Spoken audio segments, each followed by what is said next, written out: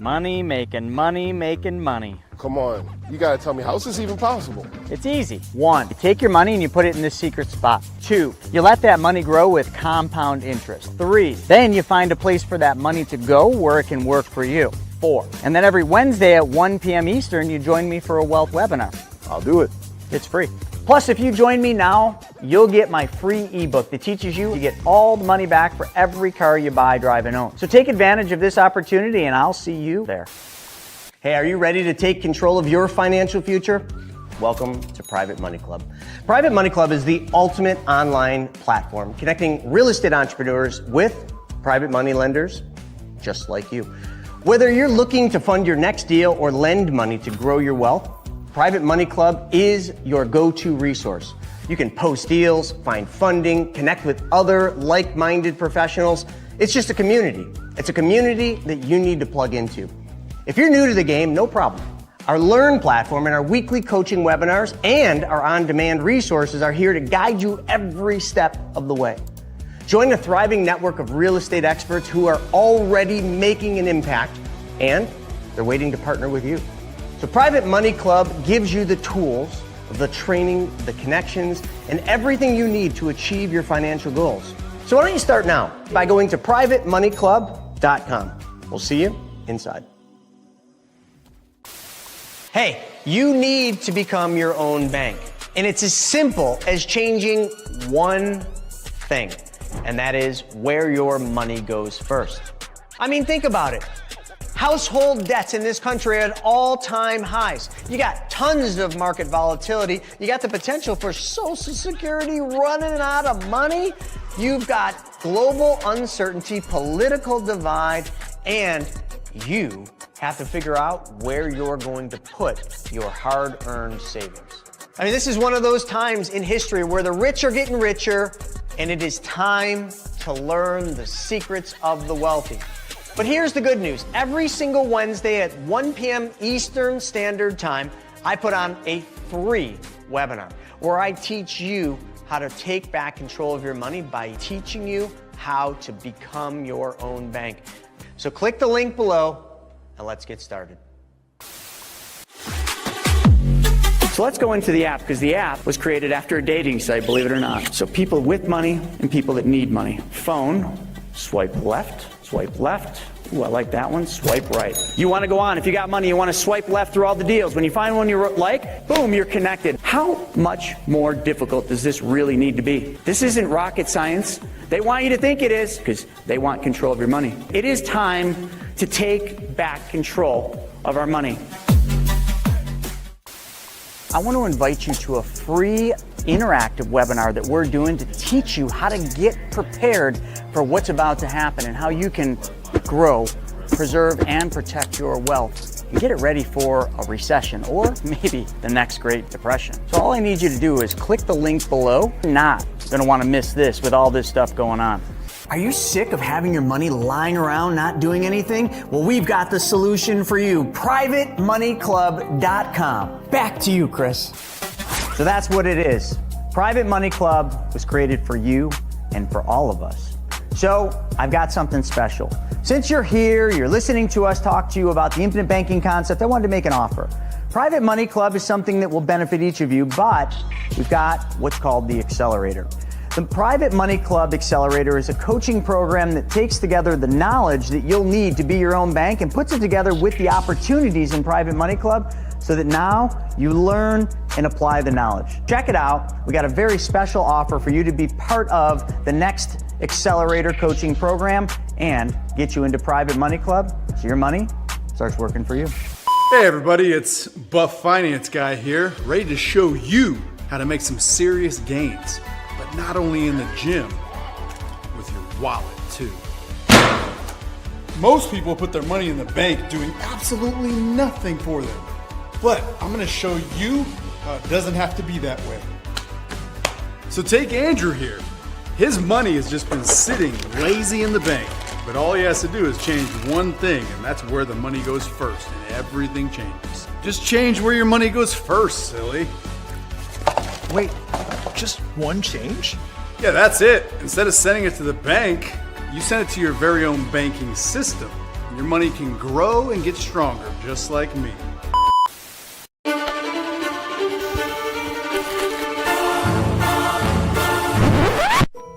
It's time for Money School TV. You heard it straight from the horse's mouth. He's been on the fence to come to PMC Money Tank. I'm telling you right now, you're missing out on a treat. This is the ultimate watering hole for lenders and borrowers. If you've got decent deals, you'll find the funding for it. The networking here has been fantastic. Absolutely phenomenal. Tremendously beneficial. Oh my gosh, so many people to network with. First day, I probably met 5 or 6 people. They show me ideas, I show them ideas. We're actually on stage about 20 minutes ago, and since then, I've already had about 20 people reach out. There are several people that I probably will be doing business with. I have like 15 private lenders ready to fund my deals. The people here are amazing and so welcoming. You walk in, everyone greets you right away. No one is a stranger. It's just an amazing and comfortable place to be. There's so much stuff that I've been able to learn that I didn't know. I've had aha moments over and over again. They talked about normal rates of return, not 6%, we're talking about 10%, but in a way that's ethically sound and stable. It's full disclosure, but helps walk you through everything. They even talk about it on stage of like, we've already made the mistakes, so here we are, and we're teaching you to not make the same mistakes. You get to learn from us, you get to just follow our direction and just see what you can do. I've gotten great things out of the virtual events, but there's no comparison to actually coming here, experiencing the energy, and getting to meet all of the people. Everyone is here looking to grow in some capacity. Being in this environment, it allows you to feed on that and foster that. During the event, they had a lender-borrower meet and greet, which is pretty cool. It's different when you can spend some time, have a meal together, hang out, joke around. The people are just a blast. It's so much fun. The community of the Money Tank PMC, the whole crew with Chris, Steven, Jonah, everybody, and Joe, they've all helped me out. It's been changing my life. You're gonna learn something, you're gonna meet someone, and it's definitely gonna make a big difference in your business. Not by a little bit, but by a lot. I mean, you could stay stuck thinking you can do it on your own. There's a lot of people that I talk to is their issue, and then they come here, and I talk to them a year later, and they've grown so much just by coming to this event. Started at $15,000 in credit card debt. As of today, I have $550,000 out in private lending. That's what this teaches you. I tell people all the time, you have to get in the room to be around the like-minded people. Go. It's worth it. Just come. Do it for yourself. Do it for your business. Take action. You got to do it. Come to the event. You don't want to miss it. Well, the biggest thing I hope that people get is something that they can actually apply in their lives. You know, that's the biggest thing for any of these events that we want. We want people to leave here not just riled up, not just excited, but actually going out and doing something that'll put them in a better financial situation, help their family. And for the speakers, my goal is that they go out and they impact the audience and bring something the audience never had exposure to that allows them to then fill in that piece that they're looking for. I'm going to be talking about more lease options. I'm going to be talking about equity shares. I'm going to be talking about a bunch of fun stuff today. Because again, I'm not here to teach about how to do those deals. I'm here to teach about how to invest in those deals. Filled with individuals that are like-minded, that are at the top of their craft, they're at the top of their game. And for anybody that's an attendee, it's just a mind-blowing experience. It's almost going to be hard to speak anywhere else but here because it was such a great experience. I felt like, I don't know. It was amazing. Nothing less than amazing, literally.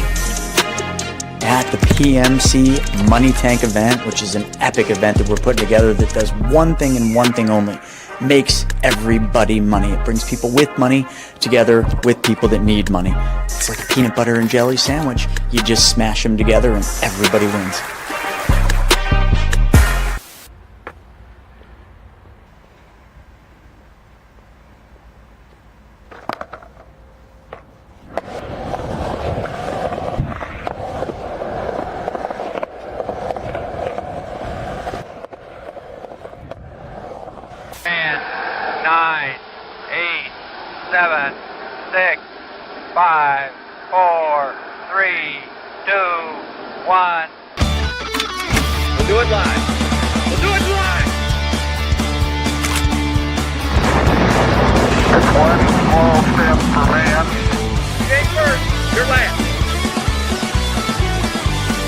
Wednesday, 9:30, 10:30 Eastern Standard Time. Going live!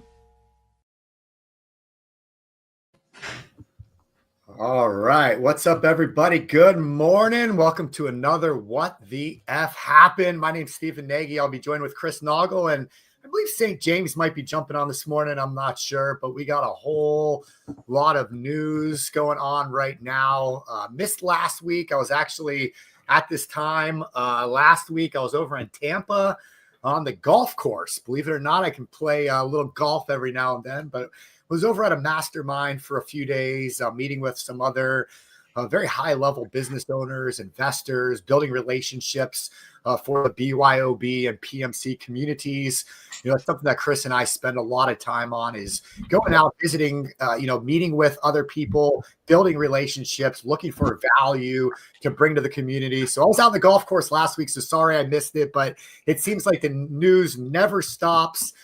Just in the last week, gold at all-time highs, just broke $4,000 an ounce. Never thought I'd see that anytime soon. It's already happened this year. So wild what's going on. While the stock market is at all-time highs right now. So we're going to get into that today. The government is shut down. So while Wall Street is at all-time highs and Wall Street is kicking and going, jobs are through the roof, unemployment's going up, the government shut down, all the federal employees aren't getting paid. So what is going on in the real world? We'll dive into that a little bit today, and then we're going to continue that later today with Wealth Webinar and a presentation you're not going to want to miss that Chris is going to deliver on the economy and the markets. We're going to go into detail for 90 minutes on that, so make sure you join us.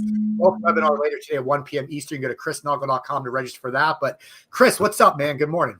Good morning. Sorry about that. I had to get James in the back and get the computer set up. So time just was not on our side. Yeah, pumped. I got a lot of stuff. James just dropped off a bunch of other stuff here that we can hit on. But yeah, a lot of stuff going on in the news. A lot of it is just convoluted in terms of what does it mean? The government shut down. The question I ask, and we're going to cover today, is why? Why are we shut down? Why does it continue to be shut down? We always seem to have this issue with, the government, in Congress coming to these. It's not just a Trump thing. It was a Biden thing. It was an Obama thing. We've been talking about this debt ceiling, far too long. And yet we now are at a stalemate. And well, I have my opinions as to why, but we're going to get into some of that for sure. We're going to talk about all this AI valuation and the fundamentals behind that, and all these big multi-billion-dollar deals that are happening. If you remember last time we did the little, receptacle plug-in, if you saw it, you'd understand. And the big question I think everybody needs to be asking, we're going to really hit this afternoon at 1:00, is why is gold over 4,000? Is it just that gold is such a great investment and such a great place to put your money that everybody's running into it, or is there a deeper message?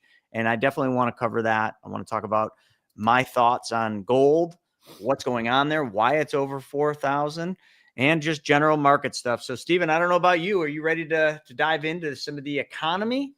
Yeah, let's dive in, man, because we got to get into AI and blockchain and who are the actual experts at this stuff? Does anybody even know? It seems like this circle just continues and continues. Dude, it's the crypto bros, man. It's the crypto bros. Let's get into it. All right.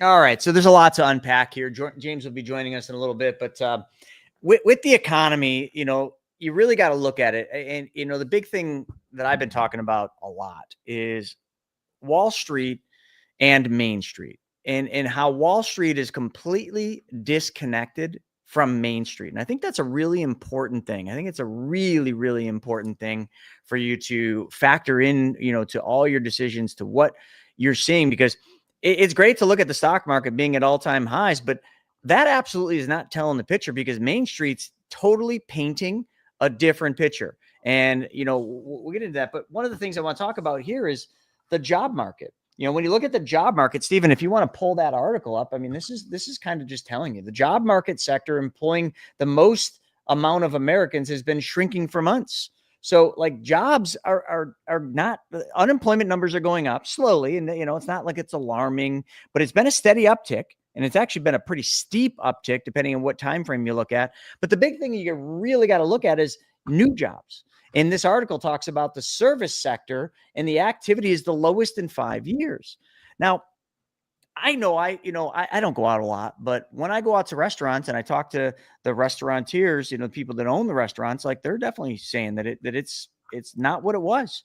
They're not as busy as they used to be. Like they're doing lots of events, lots of sales, lots of different stuff to try to get, people in the door because their business is down. And that's exactly what this is showing you. Steven, do you want to hit on that? Yeah, I was just trying to find the article here. A minute. All right. Is that in the show notes, Chris? Yeah. Here, I'll just share it. Yeah, go ahead. All right. Sorry, folks. I don't know. Whatever. I can't get it to share. All right. I don't know. Computer's not doing it. Share screen. All right, here we go. There we go. All right, can you see that? Yes. All right. So what you basically have is you've got, just this whole article talking about, are they making a case for another rate decrease? Now, I know the Fed just decreased rates 1/4 point. We're going to touch on that, but they're talking about how many more times are they talking about decreasing rates, and word on the street is 2 more times, but all this data and a lot of the data we can't even get now because the government shut down, but that's not really an important thing to talk about. So when you really look at this, you're looking at the fact that all this stuff, like the service sector slowing down, new jobs not being as prevalent as they were and definitely missing expectations, all makes the case is the Fed's got to step in and cut because that's going to stimulate the economy. It's going to make it cheaper for businesses. This entire article is basically making that case. Once we get through I guess it's not making much of a case of anything. So whatever, there it is. I'm just going to cancel out of that because that's pointless. But yeah, I'm not off to a good start here with this, but anyway, Steven, take over for a second. I gotta handle something. Yeah, no problem. So let's get into gold. Let's get into OpenAI. So we talked about this a couple weeks ago, where you have NVIDIA is investing in OpenAI. I got to pull up the little meme of it all because it kind of brings it all home. But we have these 3 tech companies that are all investing in each other, and it's driving up the values of these companies. And so OpenAI just hit $500 billion valuation, which, Chris, later today, I know we're going to talk a little bit about earnings and how earnings have never been lower in relation to where stocks are at. And that's a good guide of how everything's really, really overvalued right now. And I think when we start seeing some of these valuations on these companies, it kind of opens your eyes a little bit to it, because OpenAI hits 500 billion valuation after share sale to SoftBank.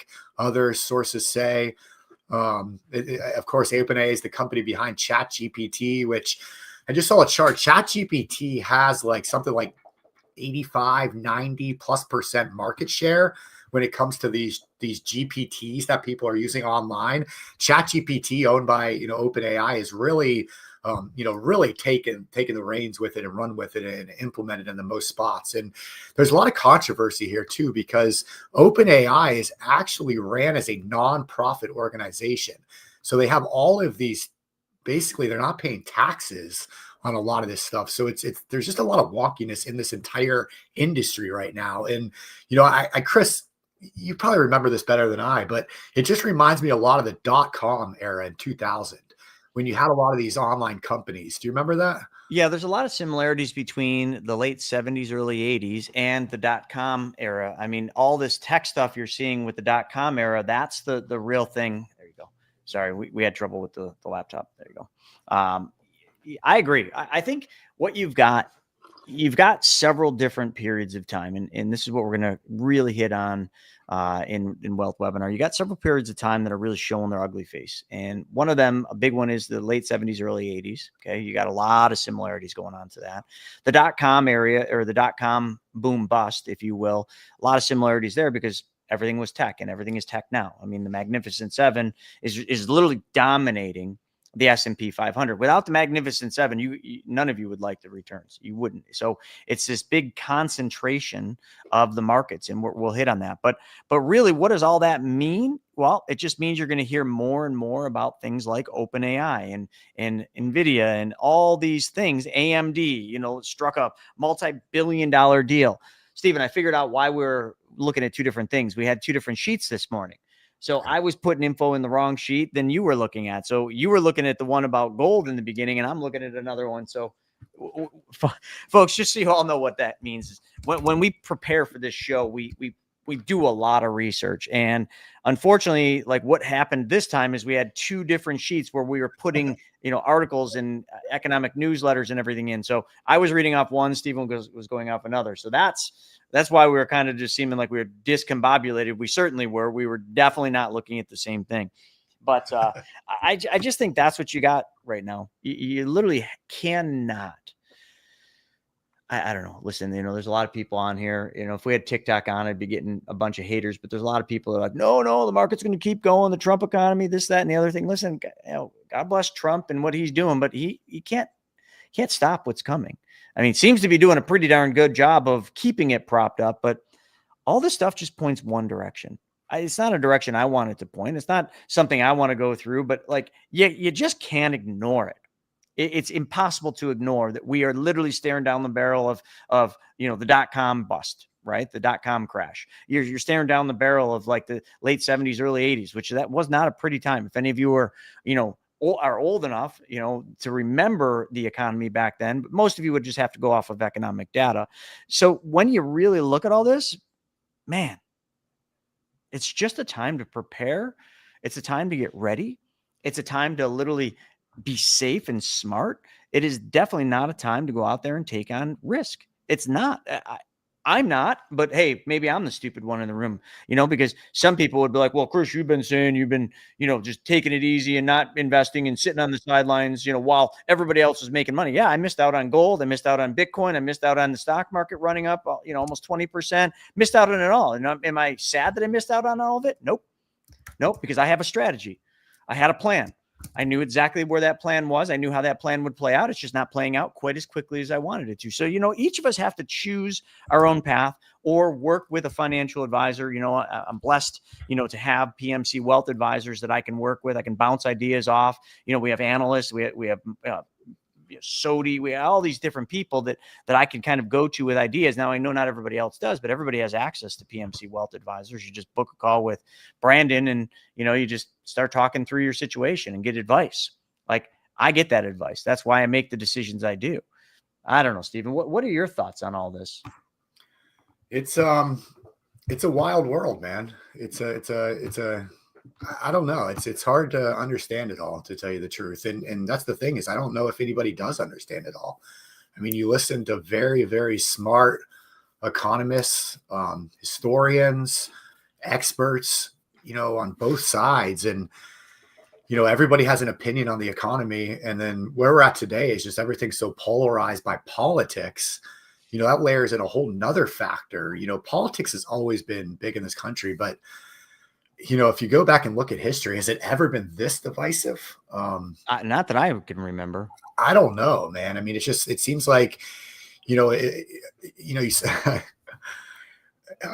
don't even know how to say this, but if a Republican says something that the Democrats have always been against, but then, all of a sudden a Republican goes for it, all of a sudden the Democrats are defending something they've always been against, or vice versa. And it's pretty wild to see. I mean, on that light, and this is kind of off topic, but, it's kind of interesting to see. Did you see what happened with CBS News, what CBS News is doing right now?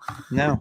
So CBS News, who's owned by Paramount, they just hired a lady named Barry Weiss to take over NBC News, and became the new president. And it's a very interesting move. It's something that we've really never seen before. So Barry Weiss was a reporter, journalist for the New York Times. She was fired back in, 5 years ago or so. and started her own company called the Free Press, right? FP. And she ran this organization, grew this little independent news organization over the last several years. And, her whole thing was trying to be, independent and show both sides and bring actual news and things like that.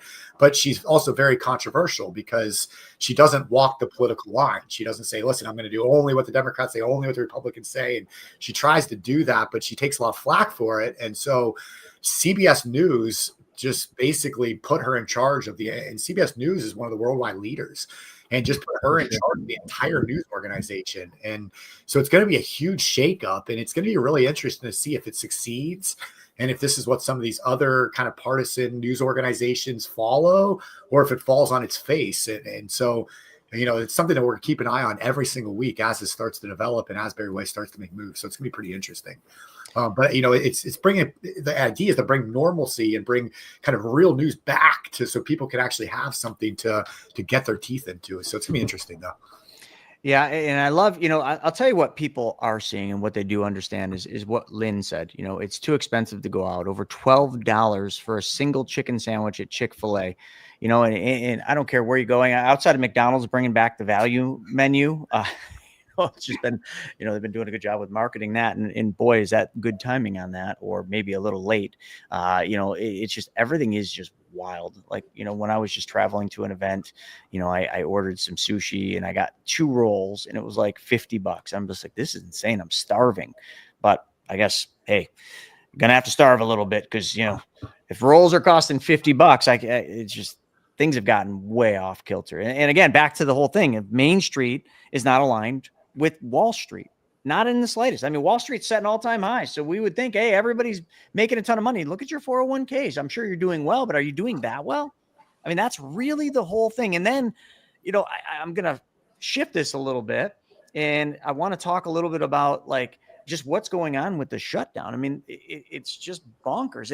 And listen, I've been so head down, and I haven't really had time to unpack this government shutdown, but it just seems like this isn't the first time. It's not going to be the last, but here we are again, a stalemate over just political bullshit. It literally, to me, here's what it is you got, 2 sides. We'll just call it the Dems and the Republicans sitting there arguing back and forth over whatever, basically arguing on how they can spend money that they don't even have, that they have to print into existence, which affects us all because it devalues the dollar. That's effectively what you have going on here. It's just like, I can't remember. I saw a meme somewhere, like go in and basically tie, or Warren Buffett said it, go in and tie, the pay for all of Congress to the budgets and being able to stay on budget. If they can't stay on budget, it comes out of their paycheck. Like, I bet you we'd be on budget really quick, but I don't know, man. You guys can kind of unpack this, but U.S. government shut down after Congress failed to pass a funding bill. And just so you know, this is the 5th try. They say, 3 is a charm, right? No, not 4, maybe 5, maybe 6, maybe 10. Maybe we'll just stay, maybe we'll just stay shut down. And maybe that isn't such a bad thing. Because, hey, one of the things I had is the SEC furloughed over 90% of its workforce. That's great. I mean, not really, but not too bad. I don't know. Stephen, what do you think about the SEC furloughing 90% of its workforce? CFTC is operating with 5.7% of its staff. The scary thing is I got to fly tomorrow morning, and how's that affecting that? I did see some. Well, Delta decided to crash a couple planes. No big deal. I mean, New York City is a shit show. We'll just crash planes into one another. Yeah. The government shutdown. I mean, what's up, St. James? I just saw you pop on. How are you? It looks pretty cool the way you got the lighting there. You don't have all the backlighting. I like that. No, thank you. It's been a rush job. It's great to see everybody on here.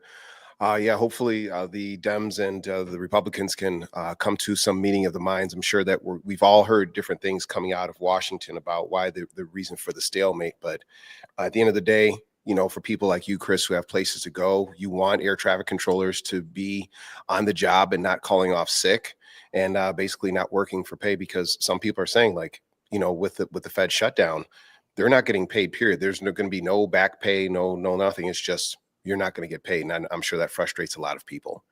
Well, they say some aren't going to get paid and some are, and that's an interesting topic to kind of dive in. Like, okay, who's going to be paid back pay and who's not? You know and then how do you decide who is and who isn't? I mean, it really is just a complete shit show. I mean, it really is. But again, it's always a shit show. Every single time we have this debt ceiling discussion, and they're scrambling around. I can't remember. Well, it was when Biden was president. I mean, we had this happen a couple of times, and the same thing. Like there was a couple of days where everything was shut down. I don't think it went 5 tries, but here we are. I mean, things are a bit different. It's no secret right now that there's some major freaking divide. Yeah, I don't know. Well, so what is the shutdown? Like, what are is they this all arguing about? Right? That's what I want to know. It looks like it's over basically healthcare. The prevailing argument that's coming out of all the major news outlets is that the Republicans with the big, beautiful bill, what they're looking to do is shed a lot of medical spending. And so you're going to be seeing people with insurance premiums like in Alaska for a family of 4 go from $700-800 a month to $4,000 a month. And obviously I am getting this from a number of different biased sources, but it is important to see that it is at the foundation. It seems to be about healthcare. The Dems are saying, look, we don't want this many people to lose healthcare based upon the repealing of the Affordable Care Act. And what seems to be coming out of the other side of the political spectrum is saying that we don't want healthcare to go to undocumented immigrants. And the thing is that the retort to that particular statement is that, well, undocumented immigrants aren't getting health care anyway under the Medicare, Medicaid system that we have. So until we get a main line into Washington, D.C., and we're able to see the actual fundamentals, it's a lot of speculation and conjecture. But at the end of the day, we have to, just keep our eyes on the prize in terms of what's actually best for America. And that's, I think with Americans getting healthcare, it'll be very, very effective because that is the number 1 or number 2 source of bankruptcy in this country. Yeah, you're right. Listen, I'll speak on that. I used to sell health insurance, and I remember back when high deductible health insurance plans were first introduced. We were selling them. It was a big deal. And it was a drastic difference in premium between an HMO, PPO, or the high deductible plans. And in today's world, I mean, listen, I right here, this is my health insurance renewal for the company. And I'll just show you. I mean, there's no secret here. This is wild to look at this, but I mean, the increases year over year. So like we were with Independent Health, it's a 20.03% increase year over year. I mean, just think about that. Like 20%. What do people do to earn 20% on their investments? They do a lot, right? But how do you ever get ahead when your health insurance is increasing 20%? And that's just one carrier. This one's 18.96, but it doesn't matter what carrier I look at, all the big ones. You're looking at just about a 20% year over year increase in health insurance premiums. So now I know a lot of people they're disconnected from this because they get health insurance through their employer. Maybe they get health insurance through the state or the government, which, well, now they're furloughed probably, but nonetheless, I mean, think of all the businesses, all the self-employed people, all the companies. They all, for one way or the other, need health insurance. We all need health insurance. Okay. And every year, for as long back as I can remember, we've had between 10 and 30% increases to the point now where, like, for a family on this, I didn't look, but like an HMO, which is like a copay plan, for an HMO plan, I believe it's over $2,000 a month, $2,000 a month, just to insure your family. Who can afford that? I mean, but some people are like, well, mine's not that much. It's because your company's supporting some of that. The company you work for is paying for some of that. But how much longer can they afford to do that? When the economy starts dipping and going down and things start getting tougher and tougher for businesses, which is already happening. We talked about that earlier. At what point do we meet this massive, like, just point where companies just can't afford to provide health insurance? Okay. And listen, like, I'm going to bash on Obama a little bit. I remember, and listen, I was an advisor selling health insurance. Obamacare came out, and I don't know all the specifics, but I do know math, and I know what health insurance was and what the increases were before Obamacare. And then Obamacare came in, which, listen, there's a lot of good things about Obamacare. Like, my mom benefited tremendously. My mom's, low income, so she benefits. But there's always a give take, right? Obamacare made it so that a lot of people got coverage that they didn't. There was, the state plans that rolled out, but what it effectively did is it set up upon this snowball that keeps going of healthcare costs going through the roof. But why is healthcare so expensive? Is it pharmaceuticals? Well, we're going to definitely talk about that because Trump's all over that with big pharma. But I mean, this whole thing where the government's all shut down and in deadlock is primarily because, like what James said, the healthcare dispute, right? This whole healthcare dispute. Who gets healthcare? Who doesn't? How does it work? I don't know. It's too much for me to even unpack. And you know what? I got more important things to worry about. But I'm dealing with it just like all of you are. I'm dealing with it just like all of your employers are. And it's not getting any better. I think so. NPR, we can all agree, is a pretty left-leaning organization. So, what's behind the healthcare fight that led to the government shutdown? So if you read right here, a fight over health policy drove the current federal government shutdown. At issue is the cost of premiums for healthcare plans people buy on the Affordable Care Act or Obamacare marketplaces. Enhanced tax credits for these premiums expire at the end of the year.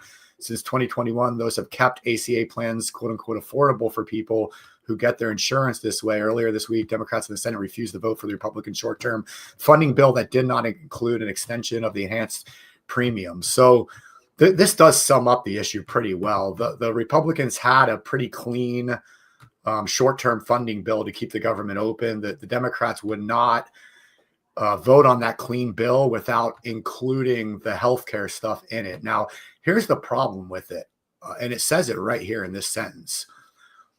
These enhanced tax credits that keep this thing affordable for people were put into place in 2021 during COVID to help people during, a worldwide global pandemic. And this is what always happens with government is something is put in place that costs a lot of money and it never gets taken away. Like, once it's put there, it never goes away. And it becomes a problem because spending, national debt, I mean, it's so out of control. And so Affordable Care Act, was put in place by Obama to make healthcare affordable. It did the opposite. I mean, all of us can agree that healthcare. It did make it affordable for people like that were getting health insurance for free. But now it's gotten to the point where it's not even for them. And that's why these enhanced credits have to be there, because we've lost all control. So it's a complete failure. Healthcare in this country is a complete failure. So the question becomes, in my opinion, where do we go from here? Do we just keep putting the Band-Aid on this gushing freaking chopped off leg or limb, or do we start to face the hard problems? Like, let's figure this out once and for all. Like, I don't know, but playing with federal government jobs is probably not the way to do it either. And that's where we're at right now, basically. Until America is willing to face the hard truth that we have too many lobbyists who are keeping these healthcare companies with massive profit margins afloat, as opposed to a nationalized or regional level of healthcare that is, through the government, like every other G1 nation that's out there, including China and India, where we're being outdone by. We're going to consistently have this problem because these insurance companies, I'm not even saying doctors, I'm not even saying nurses, I'm not, even though people who own these hospitals make tremendous sums of money, until we take the profit out of medical insurance, we are going to consistently have these problems.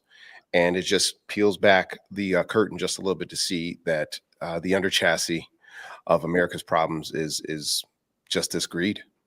I think this might be one of the few things that we do agree on. What you just said is, I'm not saying Canada's got it all figured out. They're socialist up there, but, they do have a nationalized health insurance program.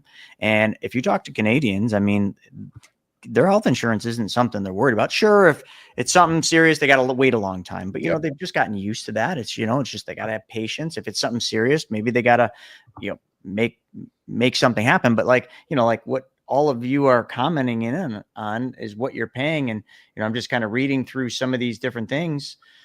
It really does just need a complete overhaul. But like you said, the lobbyists are keeping that from happening. I mean, I know it's been many, many times where they've tried to do a national health insurance plan. Health insurance is one of those things that isn't essential. I mean, it just is.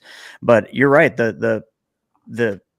Pharmaceutical is probably the biggest part of the problem. But then, yes, you got the hospitals, and yes, you got the whole system. The whole medical system is a profit center. It just is. It's just one giant profit center. The worst of them all is the pharmaceuticals. I think we could all agree on that.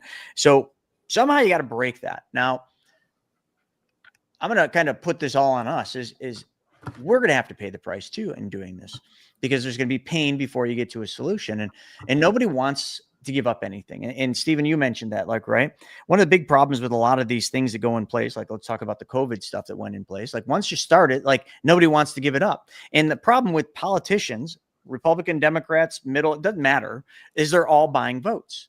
So they're buying votes continuously. They're in office for 4 years. So for 4 years, all they're doing is trying to make everybody happy to maintain their votes so that they don't lose midterms, so that they then get reelected. It's just this cyclical problem. It's just somewhere, somehow, the Band-Aids just got to have to get ripped off.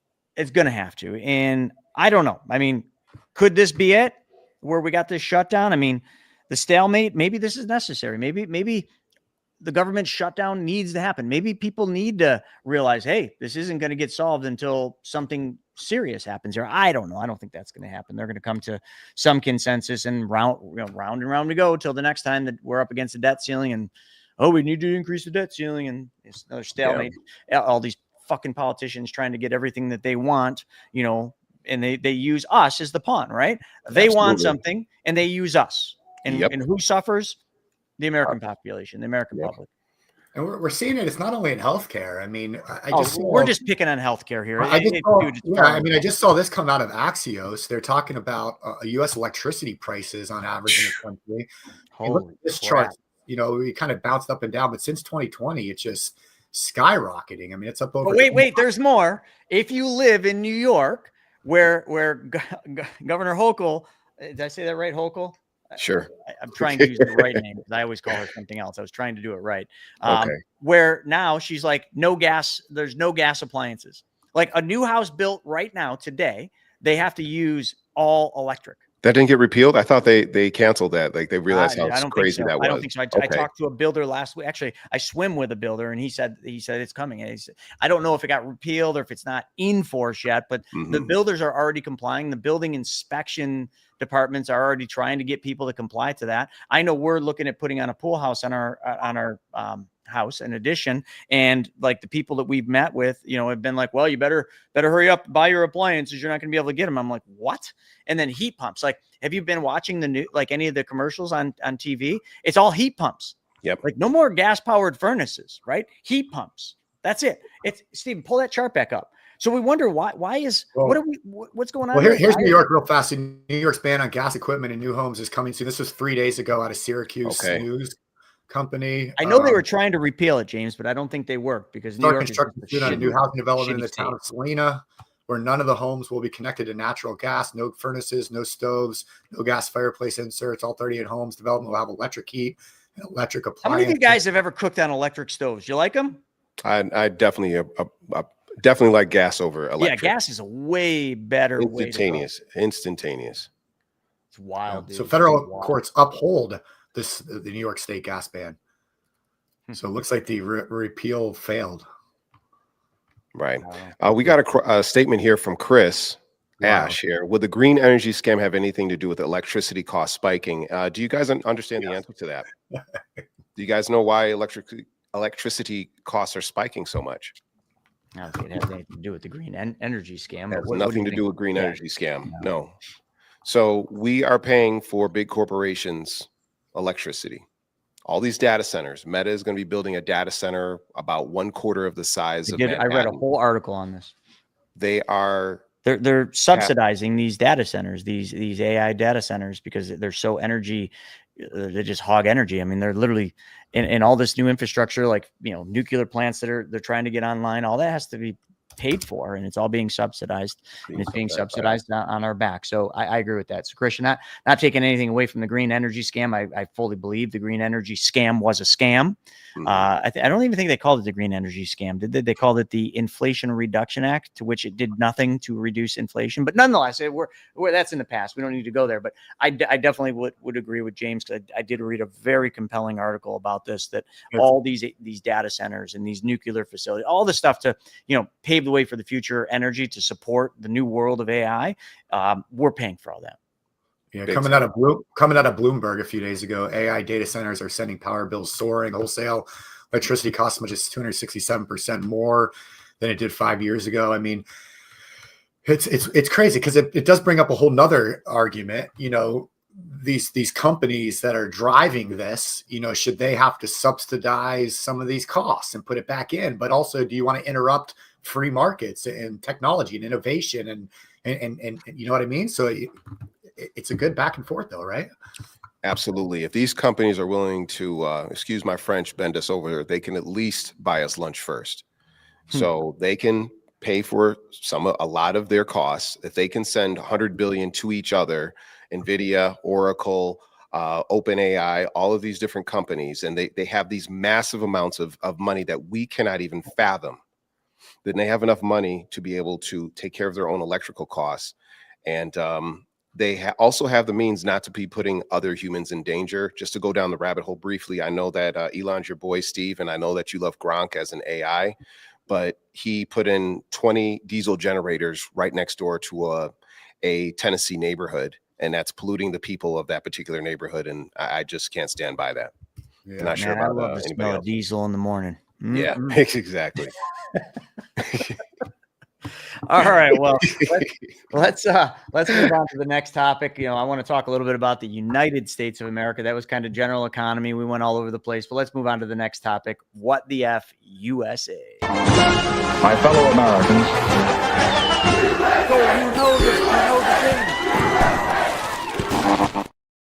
All right, this is the perfect fit.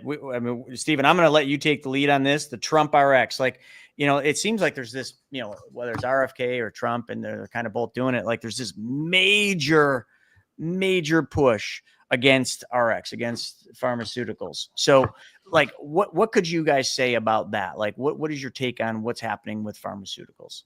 I don't know anything about it, and I think it's a horrible idea. Oh, okay. James? Wow. From what I've seen, it is not as good as it's purported. For those who don't know, I'm going to give you just kind of the bare bones. Trump is saying, hey, look, we're going to cut the tariffs on pharmaceuticals. You're going to be able to buy pharmaceuticals at a discounted rate, and everything's going to be amazing and hunky-dory. But of course, the devils are in the details. A deal was recently cut with Pfizer so that it is going to give people a cut to prices, but only if you are like a self-pay in terms of medical assistance. So again, it ties back to insurance and it ties back to income. It is not one of these one size fits all where we get the same prices for pharmaceuticals, many of which are manufactured in the United States, to give us the same rates that they sell abroad. So I don't know if you guys are looking for extra strength Tylenol, but you won't be able to get it at the discounted rates that you would be able to pay in Canada. If you're pregnant, do not take Tylenol.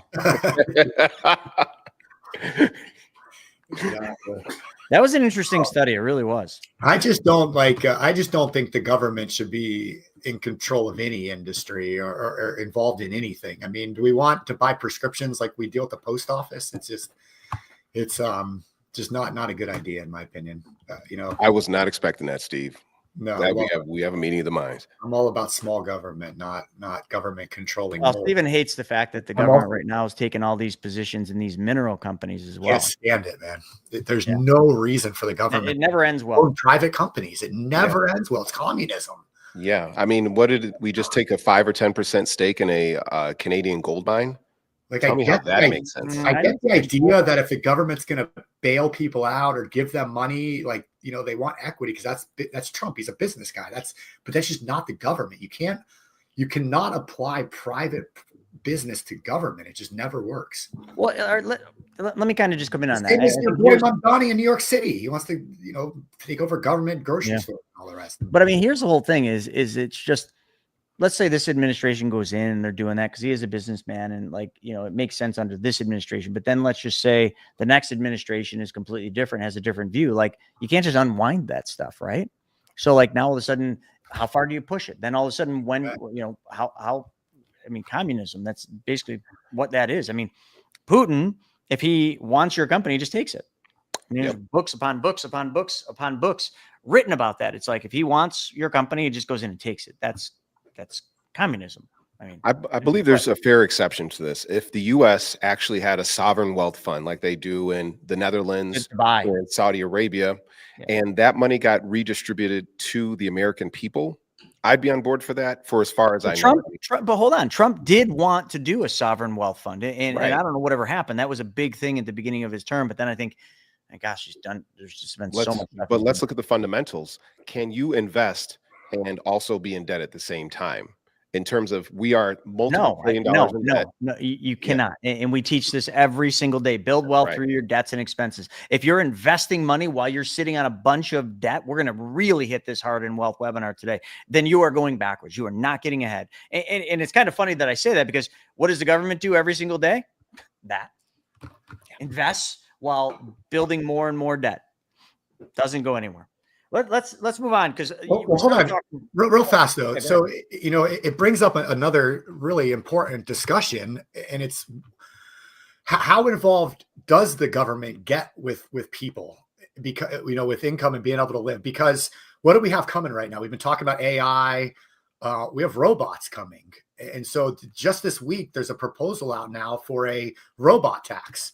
Have you guys seen this? Oh no. Wow. Oh, so robot sure. Huh? While you're pulling that up, Steve, I got some of these details. So okay, you got that. You're gonna know who's the robot and who's not. So these fucking headlines are these are ridiculous. Fox Business. So of course it's gonna be Democrats demand. It's either that or Republicans. Yeah, and then if it's CNBC, it's Republicans demand. It's Republicans pounce. It's always all right. Anyways, so robot taxes AI reportedly threatens to replace 100 million jobs. Fast food workers face 89% job loss rate as 15 workforce sectors could see majority of positions automated. So a new Senate report warns that AI could displace nearly 100 million U.S. jobs within the next decade, the next 10 years. And we think about that happens. 2015 was like yesterday.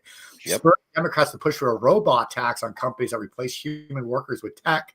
The analysis produced by Democrat staffers on the Senate Health, Education, Labor, and Pensions Committee was driven by Bernie Sanders, partly informed by responses from ChatGPT. 20 major workforce sectors were examined. It was found that 15 could see more than half of their positions replaced by AI systems or robotics. The hardest hit report would be fast food and counter workers with an estimated 3 million jobs lost, which is about 89% of that workforce. Other high-risk fields include customer service, which we're doing ourselves right now, freight, truck drivers, things like that, material movers, executive assistants, projected automation rates above 80%. The report also urges lawmakers to confront what Sanders has called an economic crossroads. And so this is stuff we got to think about because, one of the proposals here, I just read it. How old is Bernie Sanders? Can I ask?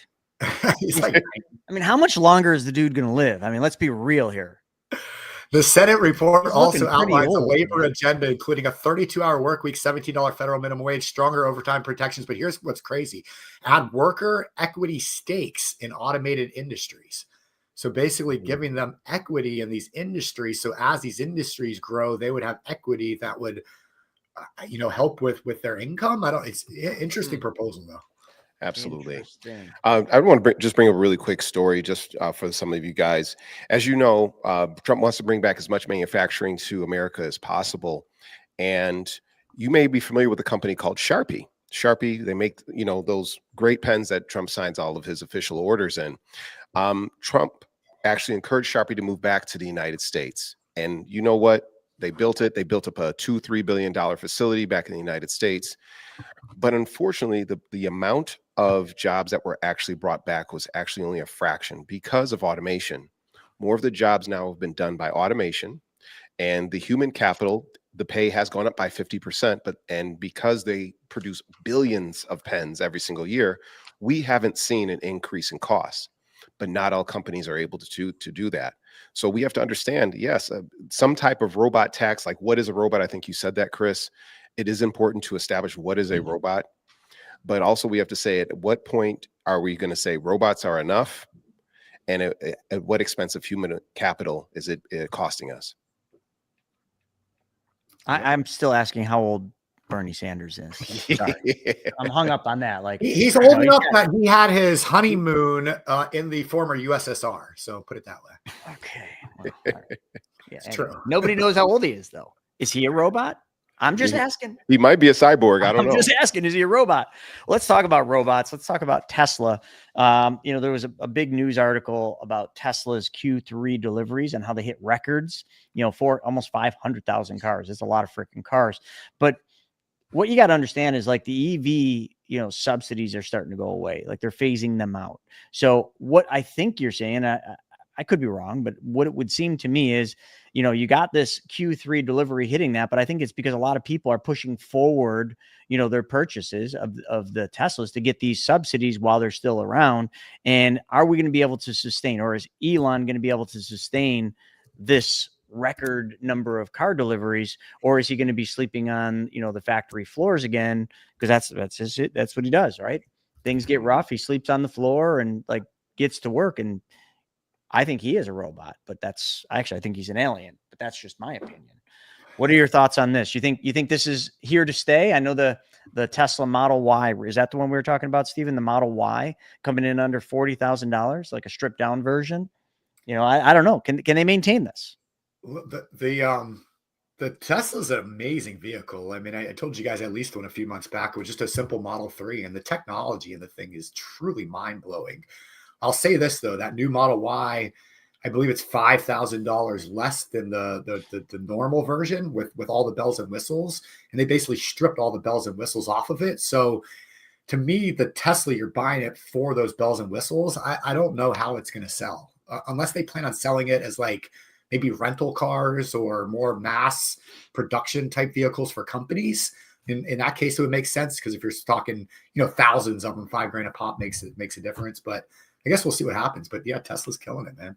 I will say one thing, like Teslas are nice cars, amazing technology. I recently just Monday went to the dealership with my mom. Her lease was coming up, and we actually bought out her lease. Like we took a loan from her policy, and then she's going to make $400 a month payments back to her policy. Shameless plug to the infinite banking concept. But I showed my mom the math. I said, Mom, if you do this over this period of time, if you kept the car for the 72 months that we're going to kind of structure the loan for to hit the $400 a month, then you're going to keep $19,000 that you would have given to GM Financial.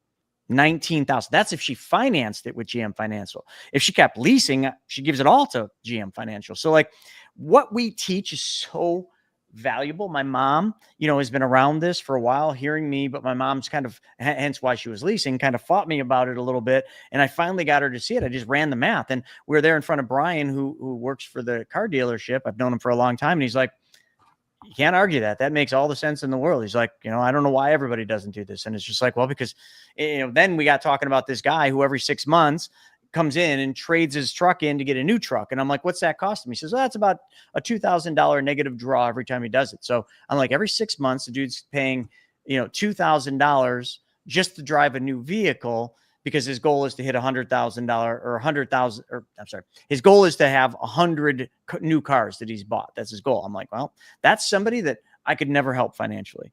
But my mom finally saw the light when I said, here's the math, Mom. Look, this is how much in interest you would have given to, because my mom was hung up on like, oh, well, the insurance company charges interest. I'm like, yep, here's the spread, Mom. Here's this minus this. Here's your spread. Let's just run that. $19,000. Wow. That's how much money she was making, not including the compounding effect of her policy, which she's had for a long time. So the compounding's on top of the $19,000 that she would have just written a check, not even thought about it, every month to the dealership or to GM Financial. Now she's writing the check back to herself. And that's the spread. The $19,000 over 72 months is the spread. Like, wake up. Like, what if everybody learned that? What if everybody applied that? It changed the game. But what I was getting at, I went down a rabbit hole there, shameless plug. Tesla. Like under $40,000 for a Tesla Y. Yeah, I know it's stripped down, Stephen, but I was just at GM, okay, and I was looking at Equinoxes, Blazers, and is it Trailblazer or whatever it is? Do you know that an Equinox, a new Equinox, is like $35,000? like just the LS, not whatever they call it. When you go to a Blazer, it's over 40,000. When you go to the Trailblazers, they were like the nice ones, the well-equipped ones were just under 50 grand. Like, sorry, but those cars aren't all that nice. The Equinoxes are kind of just one giant plastic piece of shit. That's my opinion, but hey, my mom loves it. But I think it's just this plastic thing. You put that up against the Tesla, like let's call it 36,000 for 36,000 for what you'd get a Blazer. Like, which car do you want to drive? Like, no, there's no comparison. Yeah. So like, I know, Steven, it's only $5,000 less, but look at what it's up against. Like, at least in the GM lineup, that's the only ones I know. I don't know. It's a good point. I mean, my wife drives the car and she says, like, you know, not having to go to gas stations is like her favorite part about it, which just something to be said about that. I just can't believe how, you know, I remember, any of you remember, like, even just go back to like Saabs in like the 90s, right? Like everything was the inside, like it was all like leather. It was nice. Like inside of a car now, everything is plastic. Like to get even leather in the door panels or any like the nice trimmings in the door panels, you're up like 80, 90 grand. And I asked Brian, I said, how much are those Tahoes now? Do you know Tahoes are like 80 grand to start? Like $80,000? Yeah, I'm like, they're you're crazy. joking, right? $80,000. I mean, look at this, just autos, you know, and like everything, when something goes up, except for the markets, but when something goes up like this, it never comes back down. Absolutely. And you know what's ironic is that there's a big push right now with Ford to try to get lower levels of people with lower levels of credit and income into the car market, because right now people aren't buying enough new cars. And the used car market is absolutely skyrocketing, except with the exception for CarMax for some reason. So that's definitely something to look at. I mean, regardless of your stance on EVs, whether you like them, you hate them, the thing is that it's an underpinning of what's going on in the economy for the United States right now. People aren't really buying these cars. They're going to be forced to mark them down. There's a company called Slate that is an EV company that is making a pickup truck that is going to be $20,000 to $30,000, but it is the most stripped down vehicle I've ever seen. Get you around though, you know. I mean, this all started many, many years ago with the Cash for Clunkers. Remember that program? Oh yeah. That completely destroyed the used car market because it took all the affordable cars off the road, and it forced people to go buy these new ones. And ever since, it's just never recovered. Yeah, I mean, it was mistaken. Government policy. It's not a Trailblazer; it was a Traverse. Just to correct myself. All right, let's move on to the world because we got some interesting things here.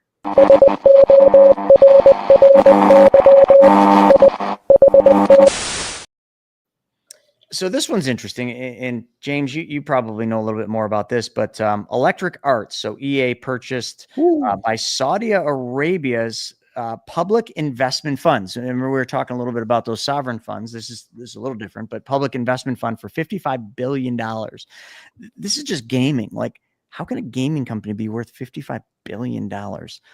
Gaming just had its biggest power shift ever. EA, the studio behind Madden and Battlefield, was sold for $55 billion to a group led by Saudi Arabia's public investment fund. Like, that's just bizarre to me.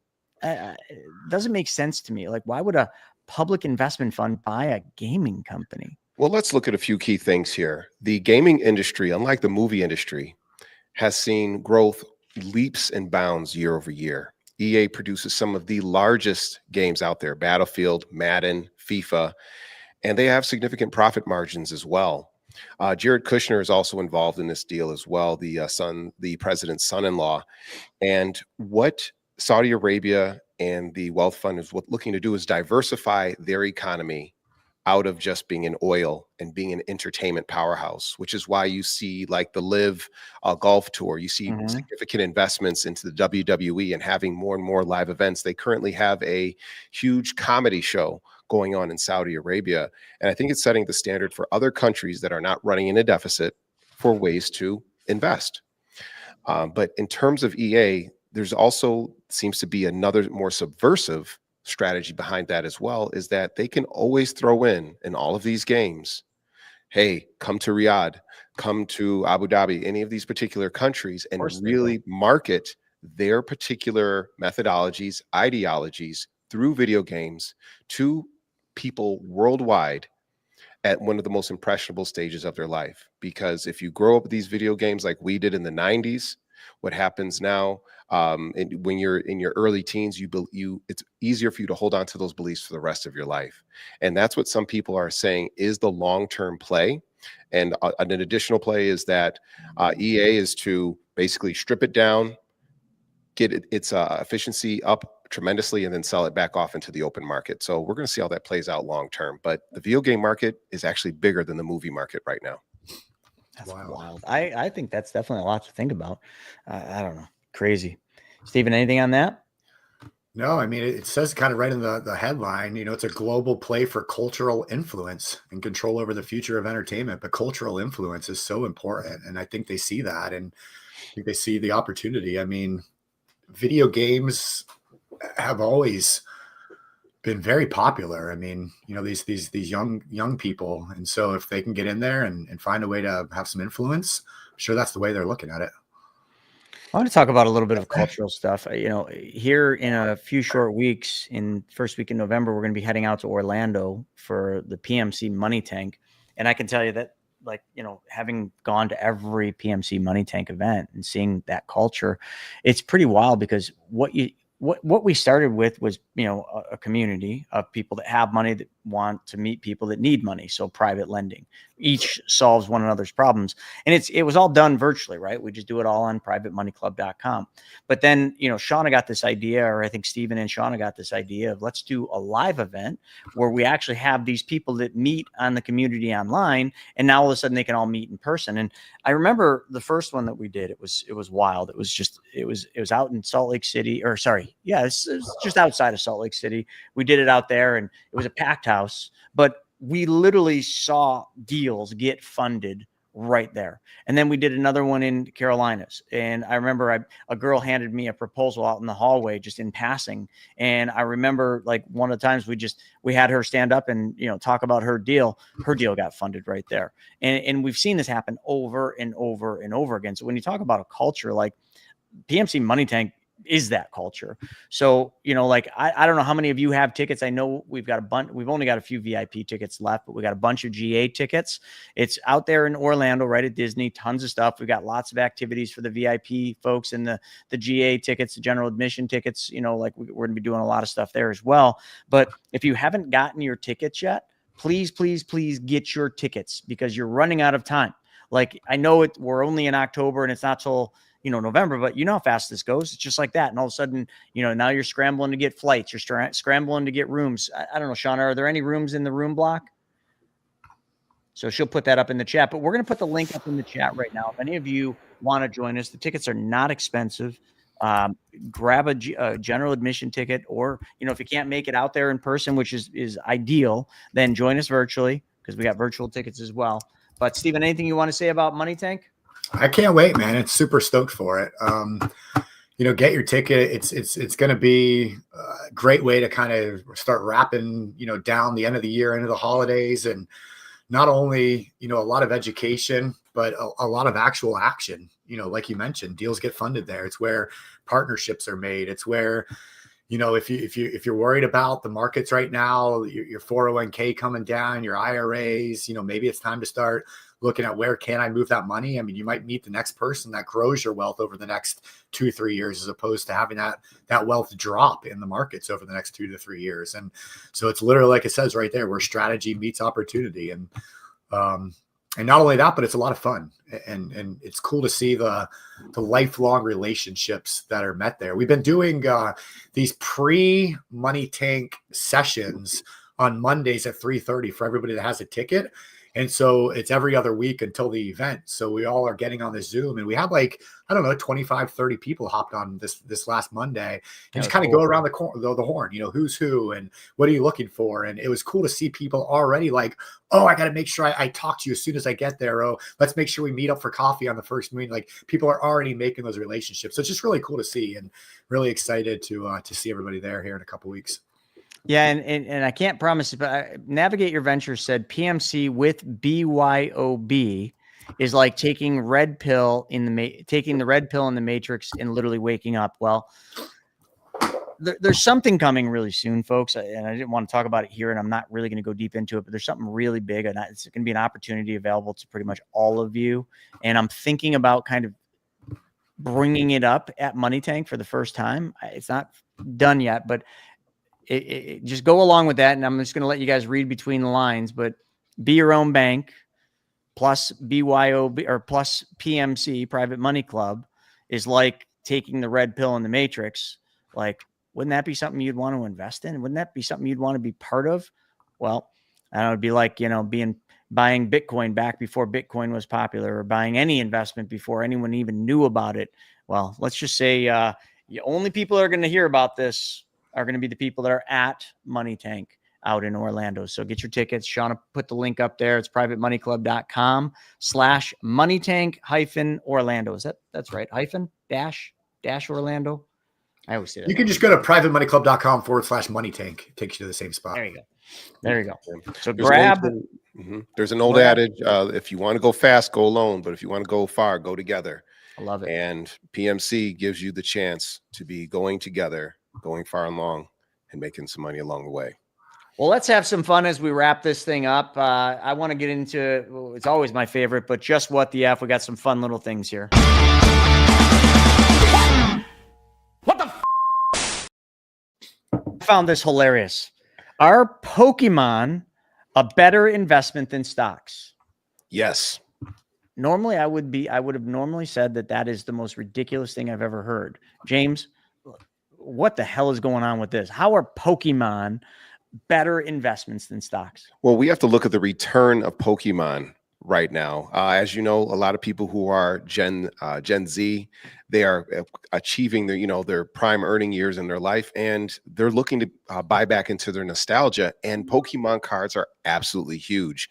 Growing up in our generation, Gen X, we were baseball cards, basketball cards, hockey cards. But then what happened is the market got super saturated from all these producers, which basically diluted the value of trading cards.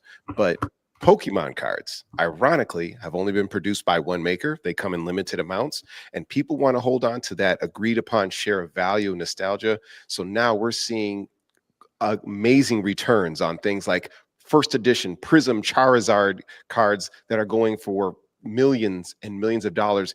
Even Mr. Wonderful himself has started up a fund to start investing into different types of Pokemon cards. So it's great to see this level of venture going into the market. Oh, that's great. I'm gonna invest in 1980s BMX bikes. How about my Labubus? Is it gonna be worth anything, James? I'll get back to you on that, Steve. 20 years, we'll let you know. Yeah, we'll see. I mean, anything's possible at this point. I'm still waiting for a return, an ROI on my Tiny Beanie Babies, but something tells me I'll be waiting quite a long time. All right. Well, hey, one other good investment would be Meta's unveiling a new product today. And Meta just unraveled a product, the Meta Ray-Ban display glasses. Anyone get some of those? Anyone got those? I got the new ones. I got the second edition, and I'm telling you, like, those things they're a game changer. They're so much fun. You just go ahead and take a picture like this, but now you're going to be able to see your directions. And sometimes you have to be at the right place at the right time with the right brand. A lot of people remember the interesting product that Google created almost a decade ago with Google Glass, where you had these super futuristic glasses with a weird thing in the corner, and people thought they were the most god-awful ugly thing out there. But now it seems that the mind has met the market, and now we're getting on-screen displays for Meta glasses paired with Ray-Ban. It's all about this. Dude, Ray-Bans are awesome. Listen, I have several pair. Like, that's my glasses of choice are Ray-Bans. So like, I love this little collab or whatever you want to call it that they're doing here. Like, that's a good sunglass to pair up. Yeah, and they're not god-awful ugly. They look awesome. And I mean, you could take your phone calls with them. And I think this is going to harken the new age of where we're not going to need to have phones in our pocket anymore. We're just going to have one particular wearable device that's going to provide us with all of our information and communication needs. I don't know, Chris, should I put that on the gift list for you for Christmas this year? No, please don't. I always thought it'd be cool to wear a pair of these like at Money Tank, like walk around having conversations from stage, like get some really cool footage with them. All right. Say no more. I'll let you borrow mine, Steve. But I want them back. All right. Well, how about TikTok? You think TikTok's going to be around? They're going to strike a deal? Oh, heck yeah. With all that money behind them, Larry Ellison, Trump. The irony is this, though. They're going to be keeping all this information on Oracle servers. And if I remember, during the first time TikTok was going to be canceled, they were going to keep their stuff on American servers only in Texas, completely separated from China. The caveat being, though, is that the most valuable part about TikTok is that search algorithm, and that is going to be still being held by China. So it's going to be interesting to see how that plays out. Yeah, more on that TikTok US deal. I know a lot of, Larissa's grandma has a TikTok show, and that's like a big part of her income. Yeah, the what? She has a crazy show on TikTok. Crazy show. Yeah, what is her boozy grandma? The boozy grandma and Gray Goose grandma. Gray Goose grandma. There we go. Gray Goose grandma, I think, is what it is. All right. Well, they're saying the wealthy are driving U.S. spending, so I guess it's the wealthy keeping the U.S. economy up. And last thing, and Stephen, I want your take on this. Robinhood. Okay, Robinhood, we've never really liked Robinhood, but they're eyeing a U.S. offering to investors to buy funds that invest in private and pre-IPO companies. Now, Robinhood is also the ones that, kind of led the way with tokenizing stocks, in a roundabout way. That's kind of what they did. I thought that was pretty revolutionary. But what are your thoughts about pre-IPO companies? You're almost I feel like, isn't there some regulations here that would prevent that? Just seems like they're kind of blurring the lines a little, in my opinion. But what are your things? Seems very risky to me. Super risky, but the public won't know about the risk. I listen to a podcast called All In Podcast every now and then, and they were just talking about this, how there's basically 3 different ways to market for these companies, and IPOs have just really lost their appeal. They all go public and then immediately drop in value. Oh yeah, absolutely. So there's so many better ways and lessons to be learned there. And so when I see that right there, it looks to me like they're just trying to take advantage of people that I can get it. That's how I look at it. Get in on a public offering, and in reality, you're about to lose your ass. That's exactly how I look at it. And I always looked at Robinhood that way, because Robinhood was always for the people, but I always felt like Robinhood did nothing but steer people the wrong direction and take them off of a cliff. All the meme stocks, that was a whole Robinhood thing. I feel like it's like watching Kramer. When you talk about Robinhood, it's kind of 2 peas in a pod. If you took Kramer's advice on what stocks to invest in, you'd be bankrupt. You'd be broke. Actually, you wouldn't be broke. Join us this afternoon for Wealth Webinar, and I'll show you exactly where you'd be. The disconnect between Wall Street and Main Street. You'd just be seriously in debt. Kramer's, I don't think anyone's ever got it wrong more than Kramer, and Robinhood seems to be doing the same thing. Let's lead all these investors with their last $500 into these investments that usually tank. Was there a push by the administration to allow 401ks to also invest in pre-IPO stocks as well? I didn't see that. I believe that's what happened. Absolutely stupid as well. Listen, I've been doing, James, you see all my videos I do when I'm riding my bike back from swimming. I was just saying, I'm people invest in things in their 401k. And if you ask them, hey, what do you invest in your 401k? Well, I don't know. Well, why do you invest in that? I don't know. That's what they told me to put money in. Literally like a bunch of blind bandits just following the leader off the cliff. It's wild. Blows my mind. Put money in a bank account. If you don't know what you're investing in, don't invest in it. The only outcome is you're going to lose your ass. But anyway, enough on that. We are way over. Folks, make sure you grab your tickets for Money Tank. It's coming up soon. We got the link scrolling there, privatemoneyclub.com/money tank. I want to see you out there. It's literally an event that could change your life, literally change the perspective on how you look at everything. And the culture is just unreal. So get it while the getting's good. And also join us this afternoon. We're going to be talking about the economy, how to prepare for it, how to get ready for it, and what is coming. And I'm going to let all of you make the decision of what's coming. I'm just going to lay out the facts. Just lay out here's all the stuff. You make your own conclusion. And, I'm sure some people on there will be like, oh, it's going to the moon. All right, great. It's going to the moon. Then if you believe it is, then maybe it is. But I think you're going to find something else. Anything else in closing, James, Stephen? That's it. It's always good to see you guys on here. If you have any topics or ideas that you would like to see featured on the show, make sure you leave a comment in the comment section. We're going to go ahead and research that for you, because this is a two-way conversation, even though there's 3 of us here, and we want to hear your feedback. So be sure, tell a friend. That's the quickest way that we grow this show, is be telling your friends, sharing, and all that good stuff. So we're looking forward to see you in our next episode. Love it. Thanks, everybody. All right. We'll see you soon this afternoon, 1 p.m. Eastern. ChrisNaugle.com. We'll see you then.